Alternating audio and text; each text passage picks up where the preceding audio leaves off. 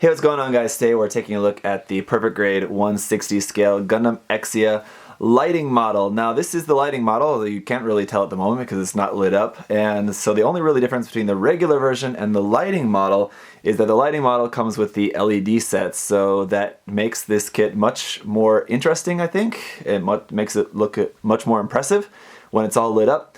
But it's also much more expensive. So the standard version is 18,000 yen, and then for 14,000 yen more, almost double the price of the kit, coming in at 3,200 yen, is this lighting model version. Now I have to say, I think the lighting model version is really, really nice. I'm sure one thing that most people watching this review who are interested in buying this kit are going to want to know is which version to get, because the lighting model is much, much more expensive. So you're going to be wondering, is it really worth it? Now, as I've said over the course of live streaming this build, if you haven't watched that on my channel here, I live streamed me snapping up this kit over the course of 4 separate live streams. You can check that out if you like. But as I said throughout those videos, I really think that the LED set does make this kit so much better. If you really have the technical skills and experience of doing your own LED work, I think you probably could just wire this up by yourself and that wouldn't really be too big of an issue.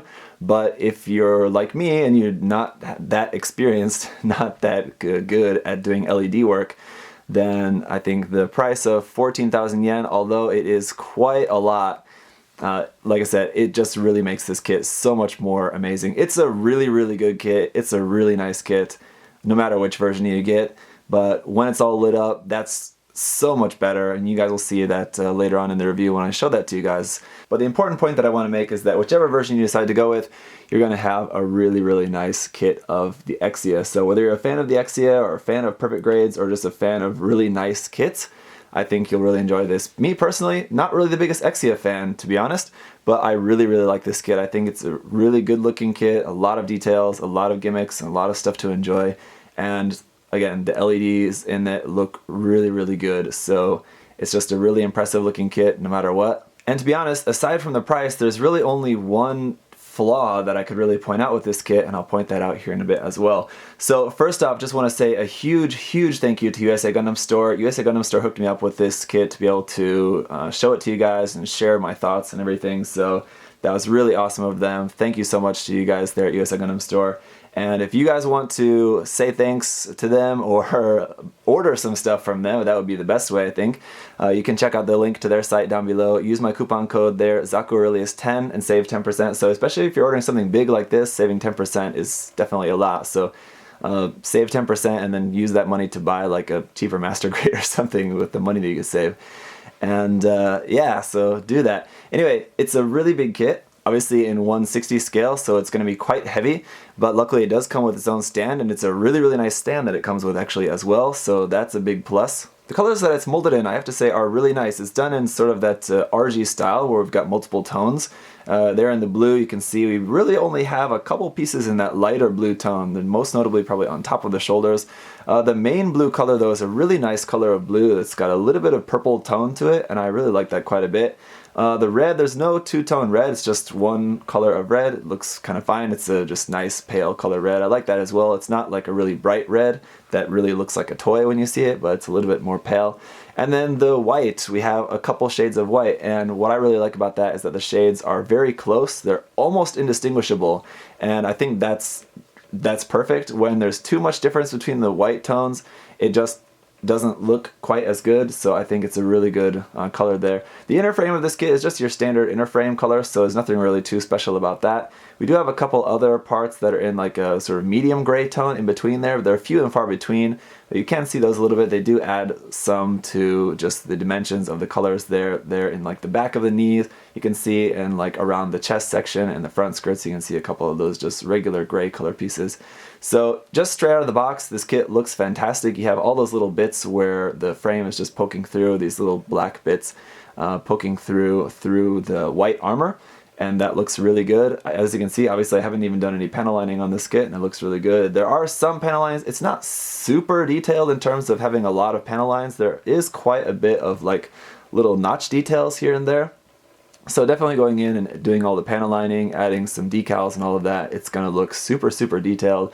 But you do have some open spaces here and there too, where if you're the kind of person who likes to go in and add your own details, you can certainly do that. So speaking of decals, I do just want to remind you guys that you do get this big sticker sheet. Now unfortunately it is just stickers, so even though you're spending more than $300 for a kit, we unfortunately don't have any water slides with it. It's just this big sticker sheet. So some of these I've used, these black ones that actually you use inside the GN condensers, and I thought that we maybe wouldn't use those because that would block the light, but it's actually used in a really interesting way that you have like the text for those, it's going inside here, and then you use these other stickers, these foil stickers behind that, and that makes the text inside there really visible. So for example, on the side of the leg here, you can see really nice fine text in there. You're getting that by the combination of the two stickers there, the black sticker with the foil sticker behind it. And then you do still get light coming in through there. Around there, you'll see one unfortunate thing about these clear parts and those stickers is you can see that texture in there, that kind of texture that doesn't look perfectly exactly smooth. You can see there's a little bit of texture to that. So you're going to want to be super, super careful laying down those stickers, that your hands are clean. You might even want to use gloves so you don't leave any fingerprints. Clean the part, wipe the part down with just like a tissue or something like that, some kind of clean rag that you maybe use for glasses or something. Make sure everything's super clean when you lay that sticker down, because you're going to want that to look as nice as possible. And one of our other accessories for this kit here is this pilot figure of Setsuna F Seiei, and apparently this is 1/60 scale, but I think it's actually not. Either that or the pilot figure inside the cockpit of the Exia is not 1/60 scale, but they're very different scale. If you saw in the unboxing, this one definitely looks much, much larger than the one that's actually inside the Gundam. So one of them is actually not to scale, if that matters to anyone, but this is nice. This is a little bit larger, as you would hope. So painting this up should be a little bit easier compared to the 1/144 and 1/100 scale figures. And then we have our base. Now, I really like this base. It's nicely detailed. You can see on here. Painting that up, doing some different color tones in there of gray, painting in some of the details, adding some little decals on there and everything should make that look really nice. And then the arm for this as well, really nice mechanical arm there that looks really cool. There's some more gimmicks built into that, which we'll talk about here in a bit. And on the front here, you can see here's the switch for turning on the LED unit and then starting that and going through the phases. There's a couple of phases of the LEDs, we'll talk about that. And so the battery box is just stored underneath here. If you didn't have the LED version, you would just store it like that, and then this would just be just flat on the front. But if you're having the battery box and the LED unit, then you'll have it this way. Now all the rest of the accessories for this kit can be found here underneath the base. How awesome is that? Super cool. This was a really good idea on Bandai's part. You've got the GN short blade, the GN long blade, the GN shield, the GN sword, and all your different hand options are all here, nicely stored underneath the base, and that is really, really convenient. Now the only thing that's not able to be stored under there is your beam effect parts. You have your 2 beam sword effect parts and your 2 beam dagger effect parts. Now these, I suppose you could rig up something to be able to store these underneath, but as it is, those don't fit underneath, so these you'll just have to keep off somewhere else. Now let's get into talking about some of the finer details and gimmicks, armor opening gimmicks, and articulation of this kit. So here in the head can go up really only about to there, so not a whole lot. It's kind of blocked by this bit here in the back. But here you can see some nice clear green parts on the side of the head, back of the head, that clear kind of pale color part like what we see here on the side of the arm there on the top of the head where some light comes through there as well. Our kind of armor open hatch gimmick here on the head is just the fact that these ears slide back a tiny bit, so that's kind of all.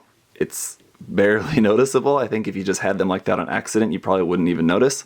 Also, I should point out here at the top of the head, you can see molded in that little white part, it says Gundam, so it's actually molded into that little part. It's super, super tiny, but very cool little tiny addition there. The head can then go down to here, and then actually the neck kind of pulls out a little bit, so you can actually go even farther down. The cockpit hatch opens up here by lifting this part up and then this part down, and there you can see is our pilot figure seated inside there. While we're here, there's another open hatch gimmick where we'll just open that back up once again. But then this front blue part also will fold down, and then these red parts on the side fold out and out. And it's a little tricky to get them, but these gray parts here on the side of this torso also fold forward like that, so you can see that's just barely opened up there. But it does give a pretty cool look when you're looking at that middle section all opened up like that.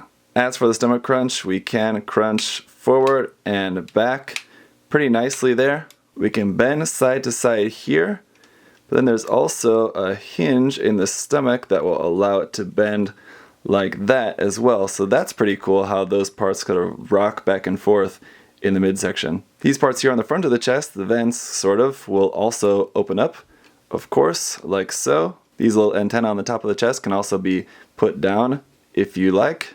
The shoulder will then move forward all the way like that, so you can see that's kind of the reason why those open up, is so they'll actually move out of the way when you bring the shoulder forward. But that all looks really nice, and as you're seeing that I have all the wiring in here, and that's not hindering the movement of the joints at all so far. Then the shoulder will also move back a little bit as well, so not only forward, we can also move that back out of the way. The shoulder armor itself will move freely up and totally out of the way like that. Then unfortunately, as far as I can tell, there's no joint which will allow this whole shoulder part to move up, as you might expect, but I think that's maybe just due to the way that they have to engineer it for the LED wiring. But you can bring the arm up to about there, is going to be seeming to be about the maximum as far as I can tell.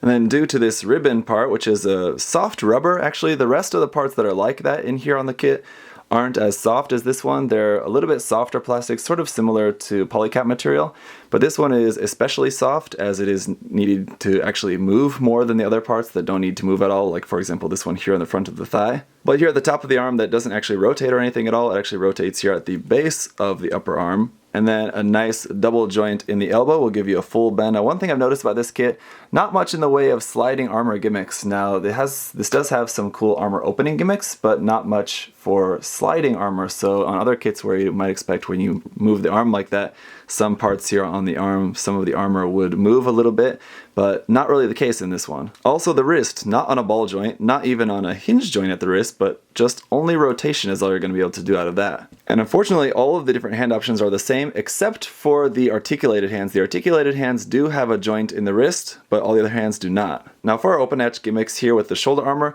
these parts at the bottom will fold down like so. This part on the top will move up ever so slightly, and then this part on the top will open up as well a little bit like so. You can of course do the same thing here at the back. Just move that down, and here's where you have one of the beam saber handle blades that's plugged in here. This of course can also be moved up and down. One more gimmick here on the arm is this part here will actually fold out, so you have to grab by this gray part here, pull that up, and this pulls out that part like so. So once again, that's closed and then opened up like that. Now getting down in here to the waist, and this is the one major flaw that I'm noticing with this kit, but I'm not entirely sure this is entirely the problem with the kit, or it's just actually my problem. Now in here in the middle of the kit, there's basically two parts that connect the whole top half of the kit and the whole bottom half of the kit, and they're all plugged in together at this one point where this lower part just plugs up into the upper part, and it's not very strong. So as you can see here, for example, I just pick up the kit, seems pretty solid, but just with a tiny bit of shaking, that is knocked loose, and now this whole bottom half of the Gundam is basically just hanging by the LED wire. Now, I know other people have noticed this problem as well, but I think that other people have also not noticed this problem. So I think possibly what I did wrong is that those parts aren't actually pushed in as hard as they should be. The problem is, once you've got to this point where I'm at, where I'm completely done, it's really hard to push those parts all the way together. I'm going to have to completely disassemble the kit pretty much before I can get to the point where I can actually push them back together. So let me know what you guys think. If you guys have built the kit, if someone else can confirm that once you push those parts hard enough together to the point they actually do stick, that is a solid connection, then let me know. I'll pin that comment down below so that you guys know for sure about that. But I just want to say, even if that is an issue that is present in all of the kits and it's not just my problem, it is a very, very easy thing to fix, and it's not something that I'm worried about at all. It's just when you come down to painting the kit, all you got to do is just glue those parts together and it'll be totally fine. It won't be an issue at all whatsoever. So anyway, let's get in here to the front skirt armor. So this is pretty much going to work as typical front skirt armor you would see on a kit like this. How there is kind of like a folding mechanism that will allow you to bring that up, totally up out of the way. It won't be a problem at all. You can see nice detail up underneath there. And so that skirt armor, as minimal as it is, could be in the way, but due to the fact that it moves pretty nicely, there's no way that's going to be in the way at all. Here on the back, you'll see the wire hanging out here. There is actually a gap there you can see where you're actually supposed to put this into there to kind of store that so that wire isn't just hanging out the back if you don't want it to be. But the back skirts are going to work pretty much the exact same way, and then you can also move this whole section, which is holding the other two beam saber handles just here on the back. You can move those independently, but you can move this completely out of the way so you won't have any hindrance from these skirts in your leg motion. Now there's another nifty gimmick built into the waist here where you can pull this front part open like so, pull this back part open like so, and then swing the whole hip joint forward. You'll push in a little bit there, which will lock that in place, and then you'll have, I guess, more range of motion in the legs, but honestly, that's not really, I think, maybe that useful unless you're trying to get really super dynamic in a certain pose that you really need that. I think in most cases you probably don't really particularly need that. Now the legs are going to function pretty much as you would expect. There's nothing really too crazy about these. They're going to rotate a little bit at the top, not really all the way around just due to the sheer bulk of the thighs here, which I gotta say I love. But again, the LED wiring not really being a hindrance here, as you can get the legs spread all the way out to there seems to be about the maximum. Would be nice if we could maybe get a couple more degrees out of that, but that seems to be the maximum width. Once you move that skirt armor out of the way, you can get the leg but just up to about 90 degrees, really not any higher than that, and that seems to be, again, more due to the bulk of the thigh more than the articulation or the limiting due to the LED wiring or anything. So that just seems to be about the maximum height you can get that. And then when we bend the knee, you can see a nice separation there, and then the second joint there for a full 180 degree bend. Now again, no armor sliding gimmicks or anything, unfortunately, but the mechanics of everything works really well and the detail looks great. Here at the lower leg, this little flap will move up and down. This little bit here on the back will also move up and down a little bit. The ankles rock side to side, plenty there, no problems at all. Back and forward really far. Back only to about there though, but then you can point the whole front of the foot down like so for doing some nice aerial poses. We also have a little bit of articulation here at the very front of the toe as well, can also be moved on its own. But that's not all. Up underneath the foot here you have these three little claws which will fold out, one in the back and two in the front. So there you go, you can use those for whatever you want, whatever you might imagine. Now for our open hatch gimmicks in the legs, it's pretty cool. You can pull the knee out of the way and then open up the whole front of the thigh like that. You can see that's exposing some more of that clear part there, so once the lights are on, this will be shining really nicely up inside there, kind of like opening up the hood of a really nice car. And then here in the lower leg, we can just move the whole leg back a little bit just so we can pull this front part forward and out, then close that back up. And on the side of the leg, we can open up these panels here on the outside and the inside, and the two are connected, so they'll open up in unison, so we can pull this whole section away from the leg first, just like that, so that kind of separates it out there, and then you just kind of open it up the rest of the way, like so. So that's opened up like that. Again, nice details up underneath there, and once the light is shining out of that, that'll look really, really cool.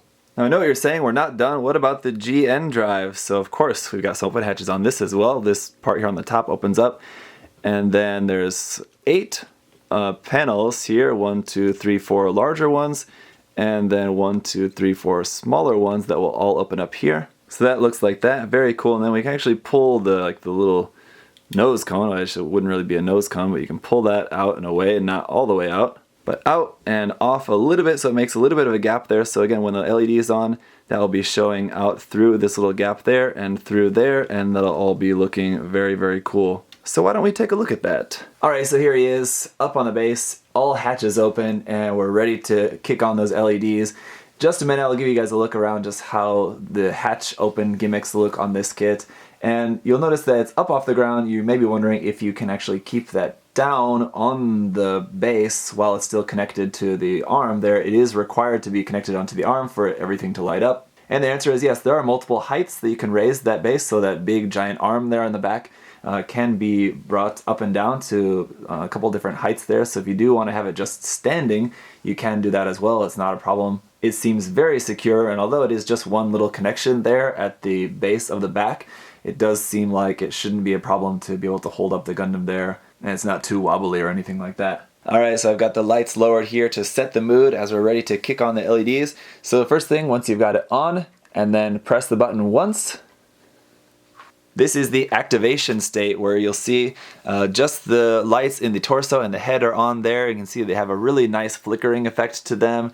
You're seeing the details inside those really looking really super nice. So it's just green in there in the head and the torso. That's all for the first stage.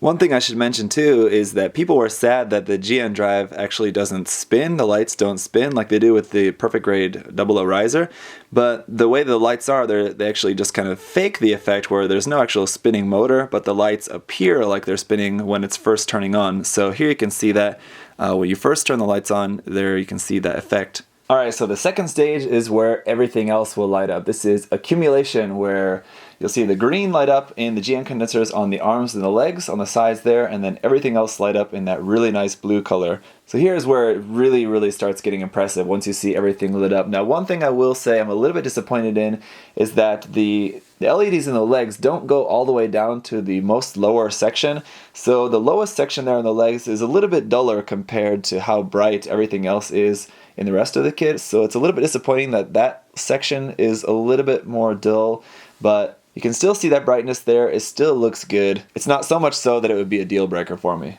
And then the next stage we're going to see here is sort of an in-between phase where it will fluctuate between blue and pink. So you see after you're pressing that, it will slowly change from blue to pink and back and forth, and it'll just kind of stay doing that until you press the button again before it will go full Trans Am and go full pink. So there you can see that. Hopefully you can see that pretty well on camera. I think you can. It looks like it's picking it up pretty well. I do have to say though, I think you are getting a little bit more flicker in the camera than how it's going to look in real life, just due to the frame rate of the video. But let's go ahead and go full Trans Am here. Press that one more time, and then we're all pink. And then the GN condensers there in the arms, legs, the chest will turn to a really nice yellow color, and it's looking very cool. Now with all the armor not changed to like pink and red color armor, it's not looking fully Trans Am, but you know, with a little paint you could always do that, or I'm sure it's only a matter of time until we see a P-Bandai variant of that.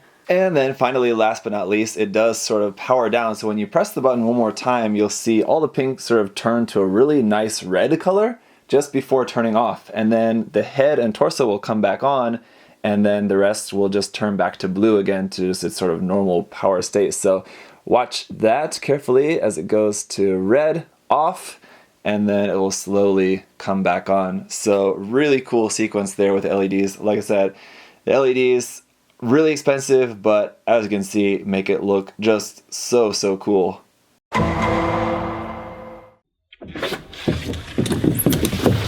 Hey!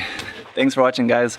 Remember, if you want to check the kit out for yourself, you can head over to USA Gundam Store, use that coupon code ZakuAurelius10, save yourself 10%. Thanks for watching, guys. See you next time. Bye-bye.